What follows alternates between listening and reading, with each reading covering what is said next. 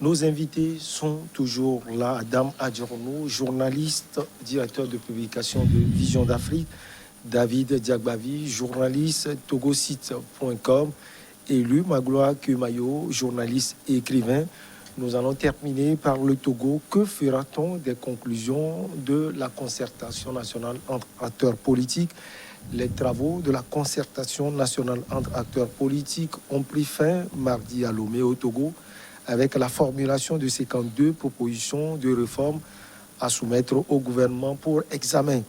Les 52 propositions portent sur le code électoral, la constitution, la loi sur les manifestations, la loi sur la décentralisation, la charte des partis politiques.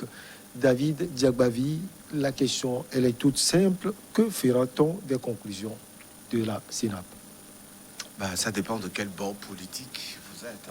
L'opposition estime que les travaux de cette CNAP n'ont rien réglé, puisque pour elle, il y a des questions essentielles relatives à l'assainissement du code électoral, justement, qui ont été posées sur la table de la concertation, mais qui n'ont pas reçu de réponse positive de la part de l'opposition togolaise. Et donc, conséquence directe, l'ANC a décidé de se retirer de cette concertation-là pour éviter d'être peut-être cité comme responsable de ce qu'il en découlera dans l'application de ces réformes lorsqu'elles seront introduites auprès du gouvernement.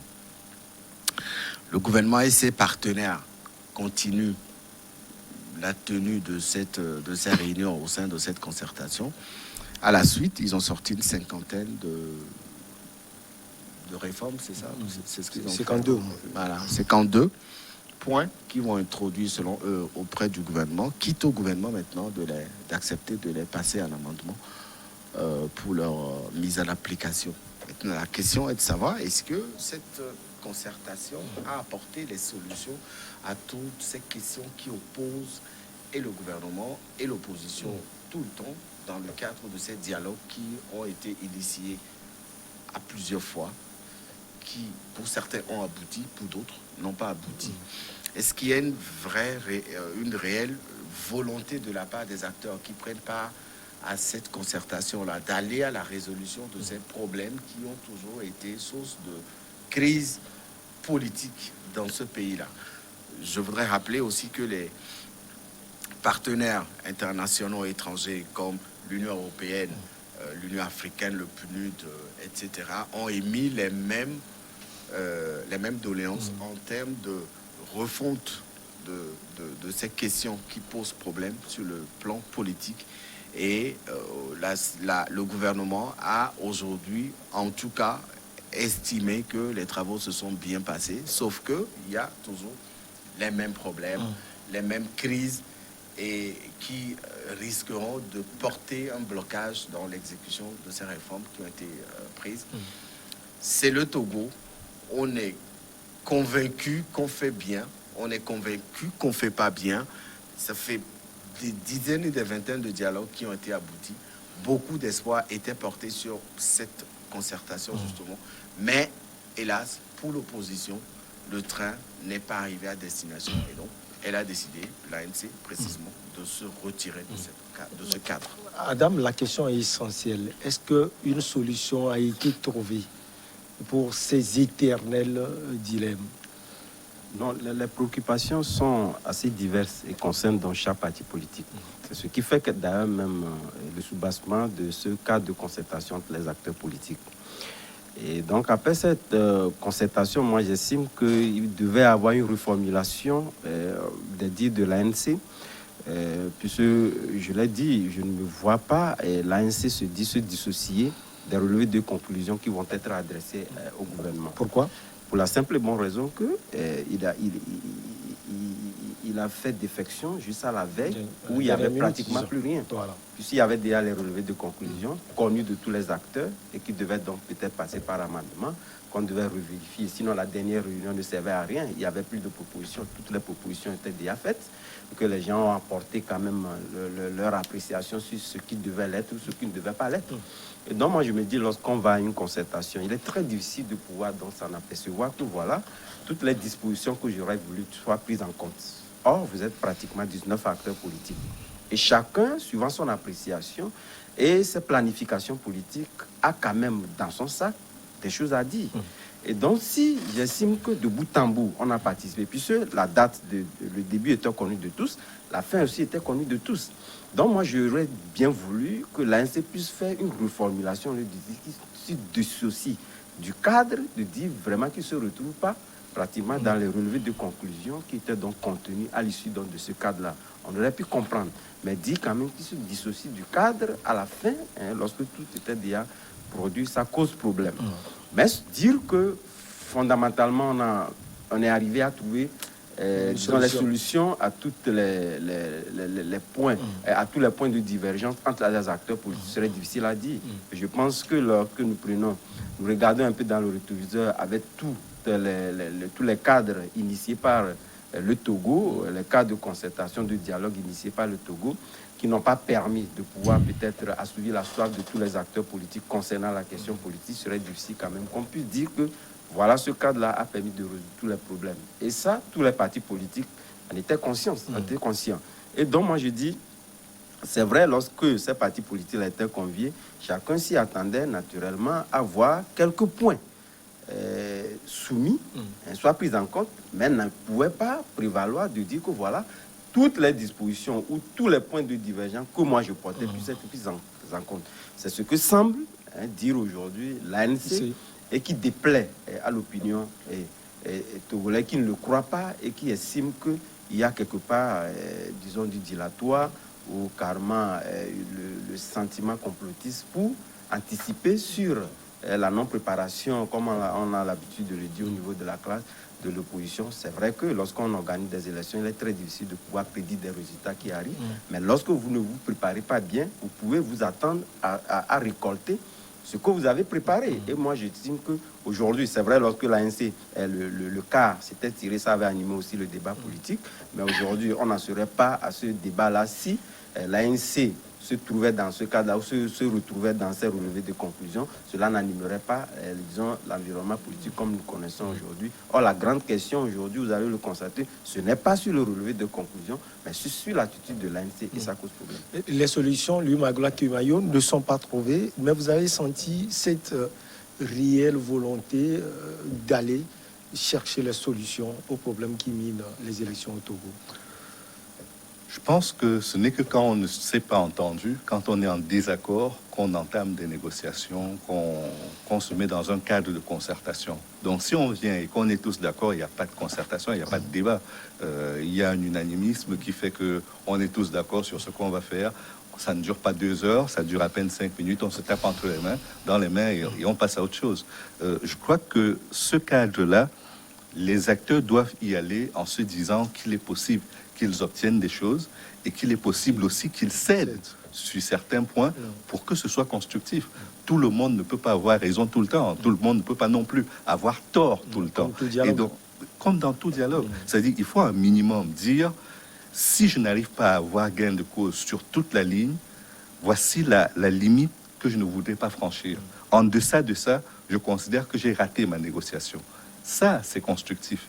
Mais si on rejette tout en bloc, j'ai l'impression qu'il n'y a pas de dialogue. On arrive, on est dans un dialogue de sourds et malheureusement, ça ne profite pas à la vie politique, à la vitalité de la vie politique. Donc, il est important que tout le monde s'implique et qu'il y ait une volonté de véritablement atteindre des résultats pour laisser en héritage une scène politique dont les acteurs qui viendront sur la scène par la suite seront fiers.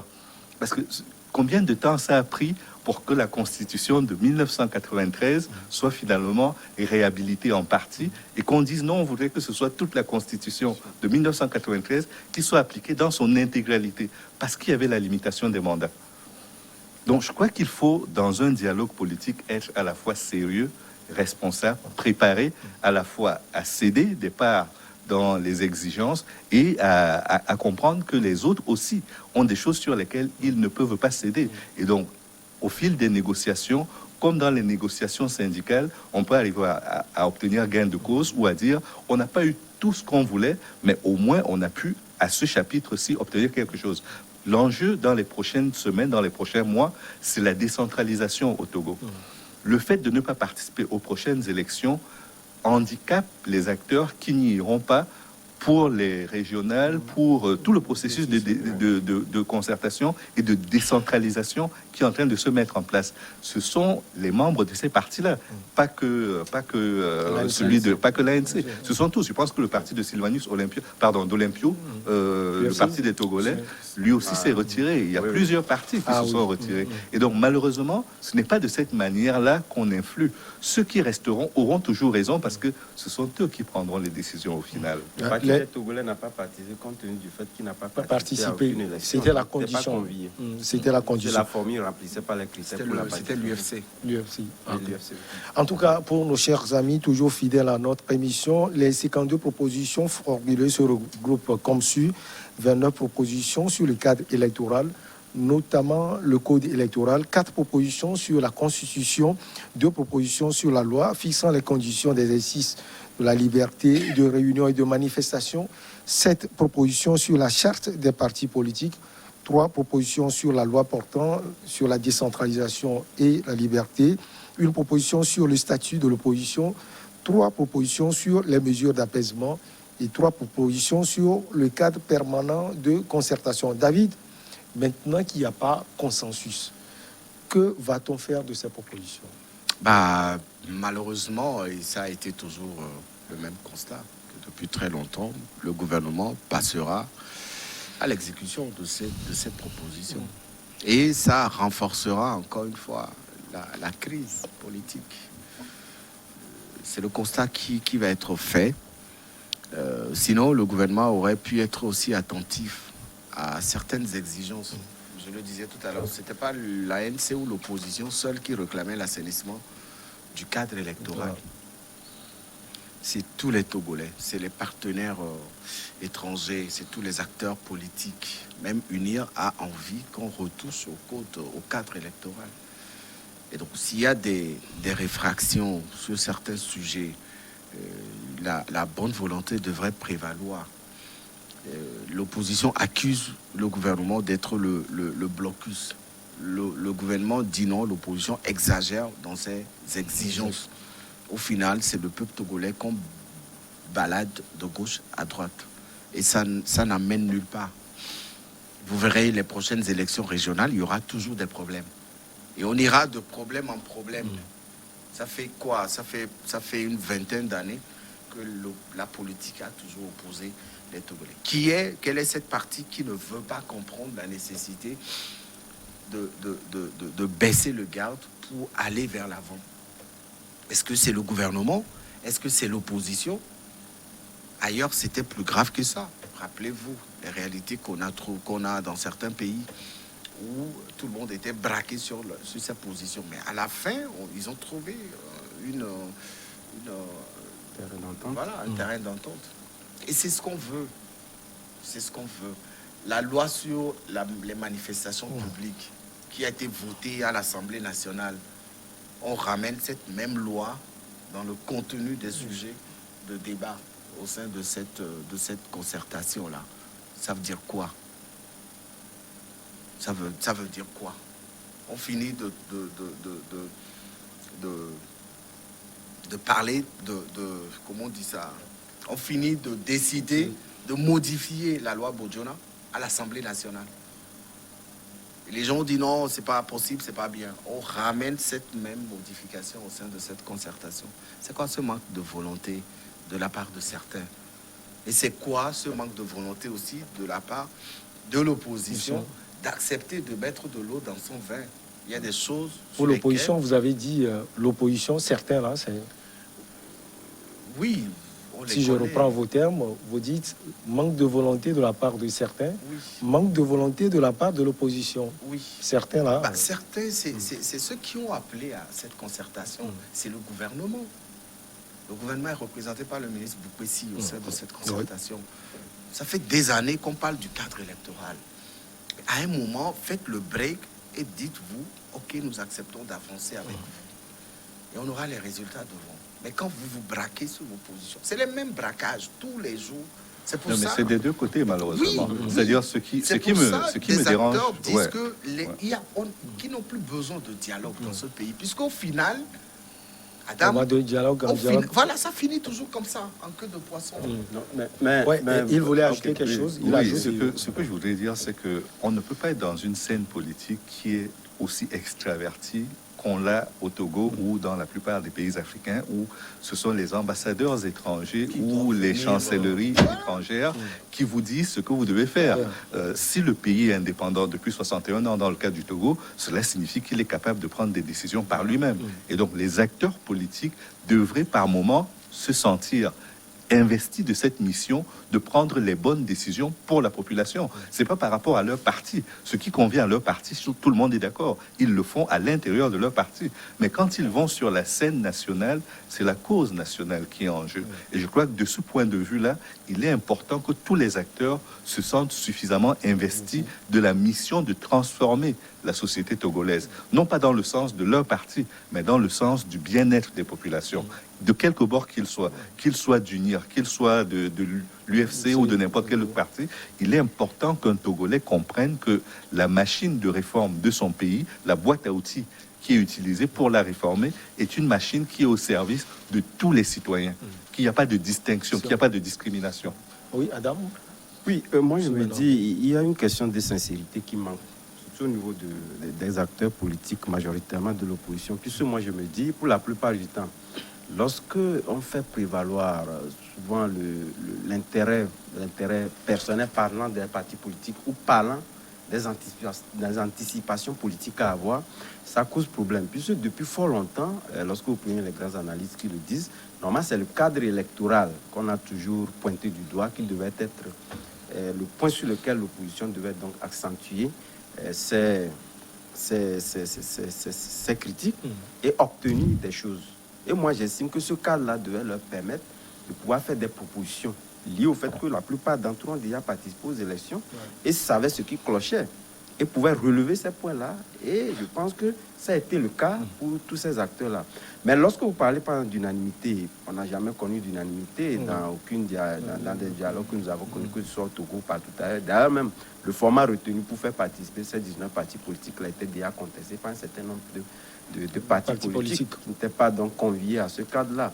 Mais moi, je me dis, lorsque je fais un peu un parallèle avec ce que nous avons connu avec le dialogue en temps tenu avec la CEDEAO, il y avait d'autres partis, on prend par le net, le parti d'Abbas Kaboua, qui n'était pas aussi conviés, mais qui ont adressé des correspondances pour faire valoir leurs préoccupations, leurs intentions liées à leurs appréciations de la politique togolaise. Mais au même moment, c'est vrai, pour contredire un peu que Maï, lorsqu'il dit, voilà, l'autonomie ou l'indépendance pouvait prévaloir, ce qu'on ne puisse pas appeler peut-être les chancelleries à venir peut-être porter leur œil. Ce n'est pas le gouvernement, encore moins la mouvance présidentielle, qui appelle ces chancelleries-là. C'est l'opposition qui estime que voilà, la plupart du temps, qui sont des personnalités neutres étrangères qui puissent apporter leur regard sur ce qui est fait. Et le gouvernement, lui, bon, de toutes les façons, il n'est contre rien. Il laisse à l'appréciation de ces chancelleries-là de voir, voilà les propositions qui sont faites et voilà ce pourquoi nous sommes convenus. Donc moi je me dis, la sincérité, si on voit, c'est vrai qu'on a l'habitude de dire le Togo a de jolis tests, maintenant l'application, etc. Mais en parlant donc de l'unanimité, ils étaient dans 19. Si nous prenons le format qui était donc retenu, on a 14 qui sont convenus. Le quorum est déjà atteint. On ne peut pas choisir aussi de faire, disons, la politique active du sur place. On ne peut pas, compte tenu du fait que 5 partis politiques n'ont pas adhéré au relevé de conclusions, donc dire que voilà, on remet à zéro. Surtout que ce ne sont pas de petits partis politiques, voilà, Adam. Oui, on est d'accord, mais de toutes les façons, ces partis politiques-là, le poids qu'ils n'avaient pas le passé n'est pas le poids. Parce que les partis politiques, même qui ont le poids aujourd'hui, qui sont des partis parlementaires, ont adhéré à ce relevé de conclusions-là. Ces partis politiques, nous avons vu leurs résultats lors de ces dernières élections. Ça ne valait pas la peine qu'ils puissent donc faire prévaloir, disons, cette popularité qu'ils n'avaient pas le passé, qu'ils ne peuvent pas exprimer aujourd'hui, tant qu'ils n'ont pas participé à l'élection. Et surtout des résultats contestés. Non. Bon, les résultats... C'est vrai qu'on ne revient pas aux élections présidentielles. Mais les résultats, je ne vois pas dans quel... Même aux États-Unis... David, j'ai une question. J'ai eu la chance d'avoir l'honorable Abbas Kaboua. Il était là où vous êtes actuellement. Il a dit que l'opposition même était divisée dans la salle. J'ai eu également la chance d'avoir des journalistes qui disent que le gouvernement, ou bien le parti au pouvoir, j'allais dire UNIR, ou même, ne voulait pas céder. Oui, avant de répondre à votre question, permettez que je allez-y. dise deux petits mots dans la précédente intervention de mon ami. Et quand il dit que c'est l'opposition qui fait appel aux diplomaties, aux chancelleries pour venir régler les problèmes politiques togolais, oui, mais porter leur regard, pas pour régler. Oui, mais l'opposition togolaise n'invite pas à la diplomatie parce qu'elle a envie d'inviter la diplomatie. Parce qu'en face, c'est parce qu'elle est frustrée à un moment donné. Non, en face, l'interlocuteur d'en face n'est pas sérieux. Sérieux, c'est pas trop aller, David. Non, c'est pas sérieux, mais c'est lui qui convie. Il a convié. Moi qui le dis. Ça vous a dit quelque part que... C'est pas moi qui le dis. Eux aussi disent que l'opposition n'est pas sérieuse. Moi, je cite les mots de l'opposition togolaise. L'opposition togolaise n'a jamais eu confiance au gouvernement. Le gouvernement togolais n'a jamais eu confiance à l'opposition aussi. Jamais. Et l'opposition même ne se fait pas confiance. Voilà. C'est ce qui conduit à ces cadres. Et donc, pour répondre rapidement, si l'opposition invite la diplomatie étrangère, c'est parce qu'elle estime que la présence de la diplomatie étrangère peut aussi, ou des chancelleries étrangères peuvent aussi faire pression sur le gouvernement pour aller à l'exécution de certaines décisions. Donc, même si c'est une seule formation politique qui se retrouve en désaccord avec le contenu, le relevé de conclusion, mais c'est grave. C'est grave. L'objectif, la mission du gouvernement consistait à amener tous les bords à être d'accord sur le contenu des conclusions. Mais il y a peu de chances de l'avoir. Voilà. Il y a peu de chances de l'avoir. Oui, mais quand c'est les grandes formations politiques de l'opposition... C'était d'ailleurs ma question. Voilà, qui vous avez des partis qui font de la en désaccord, ces partis qui sont à l'Assemblée nationale, on les connaît tous. On les connaît tous. On ne va pas aller dans les détails. Donc, si ces partis estiment qu'ils sont en désaccord, il faut aussi leur accorder une sorte d'attention. Je n'ai pas pu répondre à votre question, malheureusement. Je les laisse. La politique, ce sont trois acteurs principaux. On a la majorité au pouvoir, on a l'opposition, et entre les deux, on a le pouvoir. Si entre politiciens, on ne se comprend pas, on n'arrive pas à trouver un terrain d'entente, à trouver un cadre dans lequel tout le monde est d'accord, on peut passer au référendum. Oui, je pense qu'aujourd'hui, au pire des cas, si on ne veut pas donner la place à... Il y a une crise de confiance, tu le relèves avec beaucoup de justesse. Cette crise de confiance, elle est presque justifiée. Mais si les acteurs ne se font pas confiance, les deux principaux de la scène politique ne se font pas confiance, il en reste un qui peut venir jouer l'arbitre, parce qu'il le fait déjà lors des élections, c'est le peuple. Alors, on fait des propositions, on organise un référendum, et si la loi est votée, on passe à autre chose. Ben, on a vu, même au niveau de l'Union européenne, quand il y a eu cette réforme pour valider une constitution européenne, que ce n'était pas passé. Les populations ont mis leur veto dans la plupart des pays. On n'a pas pu obtenir un consensus, mais après, les acteurs dans les différents pays se sont entendus pour trouver un palliatif par rapport à cela. Donc, c'est pas une spécificité togolaise. Les désaccords sur la scène politique sont monnaie courante. La démocratie, c'est le débat d'idées contradictoires. Donc, qu'il y en ait un ou qu'il y en ait 25 qui ne sont pas d'accord, ça revient au même. C'est la vitalité de la scène politique. Ça signifie que ça vit. Mais au-delà de vivre, je pense qu'il faut rendre service aux gens. Les politiciens sont là pour rendre service aux populations, pas en rajouter à leurs difficultés. Et je crois que la seule façon aujourd'hui, s'ils n'arrivent pas à s'entendre, c'est d'aller obliger le gouvernement à un débat en faisant que les sujets de société soient pris en compte par toute la population, qu'ils obligent le gouvernement à en discuter avec les populations, et peut-être qu'on aura à la fois ce débat, un grand débat, ou peu importe le format qui sera retenu, et qu'au terme du débat, peut-être qu'il y aura un référendum qui mettra tout le monde d'accord, puisque c'est la majorité qui se sera prononcée. Alors, David, je reviens à la question. On a encore 5 minutes. Hein. Okay. L'opposition est divisée. Oui. L'opposition même est divisée. C'est aussi cela une inquiétude. Non, cette division ne date pas d'aujourd'hui. Hein. Regardez la guerre qui a opposé l'ANC à la dynamique. Regardez la guerre qui opposait l'ANC à l'UFC. Okay. Mais c'est pas aujourd'hui. Regardez aussi la sortie du parti de Olympio contre Nathanaël. Nathanaël Olympio contre l'ANC. Voilà. Donc cette guerre, elle existait depuis. Et cela rend complexe. C'est ça qui fragilise cette opposition togolaise. Aujourd'hui, les Togolais ont eu quand même l'opportunité de connaître le vrai visage de l'opposition togolaise. Et cela, suite aux dernières élections présidentielles, et même bien avant, avec la crise de 2017, 2018, etc. Cette opposition a beaucoup de chemin à faire encore pour arriver à mobiliser la population dans un canal de confiance dans lequel cette opposition avait mis ces militants. Aujourd'hui, il y a une grosse perte de confiance parce que Et dans ce cas, comment la prendre au sérieux? Bah, ça, c'est à eux de trouver la bonne formule. Hein. C'est pas à nous. Tous les Togolais ont tellement fait de propositions à cette opposition que jamais elle les a prises en considération. Aujourd'hui, qui sont devant le fait accompli, au pied du mur, c'est à eux maintenant de comprendre que l'intérêt du peuple devrait passer avant leurs propres intérêts. Adam, la division, elle est profonde. Que faire maintenant? Non, moi je pense que, vous savez, la politique telle qu'elle se pratique par notre classe d'opposition aujourd'hui au Togo donne en fait, disons, raison à ceux qui estiment qu'il y a de cette politique de business qui se fait au Togo. Et moi, j'estime que la politique expérimentée, par partie talent au Bénin, concernant cet aspect-là, doit être expérimentée au Togo, pour faire en sorte qu'on ne puisse pas être dans un chemin où la politique devient donc du business. Les gens estiment, voilà, lorsque les intérêts, les égos, les intérêts personnels sont touchés, il ne faut pas être d'accord sur tel. Ou on envisage naturellement être donc le maître des lieux.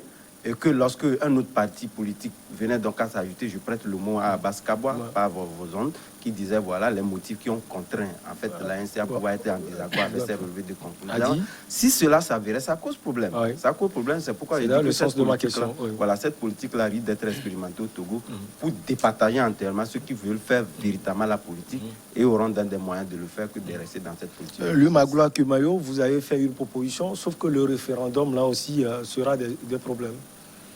C'est possible, mais au moins ce sera un référendum. Ce que je veux dire, c'est que de la limitation du mandat, lorsque c'était proposé, on n'était pas arrivé à un consensus. C'est ce qui a permis à l'Assemblée nationale de voter la loi. Non, je comprends, mais je dis il y a deux possibilités. Ou on vote à l'Assemblée nationale, mais beaucoup de partis vous diront qu'ils ne sont pas représentés à l'Assemblée nationale, ou on passe par le suffrage populaire, et c'est la façon la plus durable d'ancrer une réforme. Là, tout le monde se prononce et on peut avoir un avis. Parce que le risque ici, c'est de mettre des gens en marge du jeu politique et qu'ils se radicalisent. Le radicalisme n'est pas que celui des djihadistes. On peut avoir un radicalisme aujourd'hui qui est tel que le pays peut être paralysé si certains acteurs qui sont marginalisés ont derrière eux des personnes dont ils peuvent cristalliser à la fois les frustrations, les déceptions pour mettre en difficulté le gouvernement et donc le pays. Donc pour moi, il est important de faire en sorte de ne pas frustrer les gens et faire en sorte aussi d'inscrire les réformes dans la durée. C'est pourquoi j'estime que si jamais entre acteurs politiques, on n'arrive pas à s'entendre et que la démocratie des partis ne fonctionne pas, il faut faire la démocratie du peuple. Aller consulter la population, organiser un référendum et faire en sorte que la majorité de la population se prononce. Une fois qu'elle se sera prononcée, il n'y aura plus rien à dire. Ce sera comme la Cour, le Conseil constitutionnel qui se sera prononcé. On passe à autre chose. Et là, on continue la vie démocratique du pays. Plutôt que d'être enfermé dans des réformes qui n'aboutissent pas et de tourner en rond comme des hamsters. Je pense qu'il faut aller trouver une solution durable. Lui Magloire Kemayo, journaliste et écrivain, merci beaucoup à vous. Merci également à vous, David Diagbavi, journaliste de togosite.info, togosite.com plutôt, et Adam Adjorou, journaliste, directeur de publication de Vision d'Afrique. Merci à vous, c'est un plaisir d'être au milieu de vous. On se retrouve la prochaine fois, toujours avec le même plaisir. Très bonne suite de nos programmes.